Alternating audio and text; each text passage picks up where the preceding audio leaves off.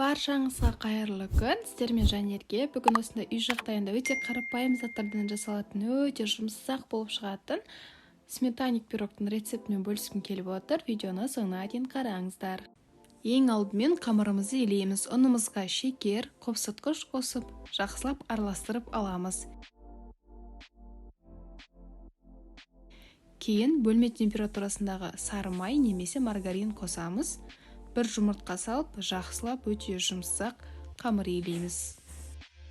Қамырымызды илеп болғаннан кейін пищевой пленкаға немесе қақпағын жабылатын ыдысқа салып, холодильникке 5 минутқа қоя тұрамыз.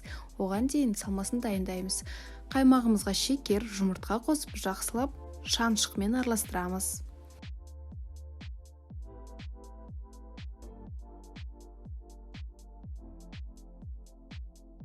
Ал енді салмамыз дайын болғаннан кейін қамырымызды жаюға кірісейік. Формамызға пергамент қағазын төсеп, қамырымызды қолмен жайып шығамыз және шеттеріне бортик шығарамыз. Ортасына салмамызды құйып, қызып тұрған пеште 180 градуста 35 минутта пісіріп аламыз. Пирогымыз пісіп болғаннан кейін, суығаннан кейін бірақ формадан шешіңіздер.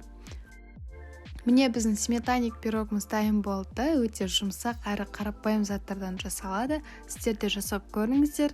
Ұнаса лайк қойып, пікіріңіз болса комментарий бөліміне жаза кетіңіздер. Ең бастысы менің каналыма тіркелуді ұмытпаңыздар. Сіздермен болғанда Жанерге, видеоны соңына дейін қарағандарыңызға рахмет.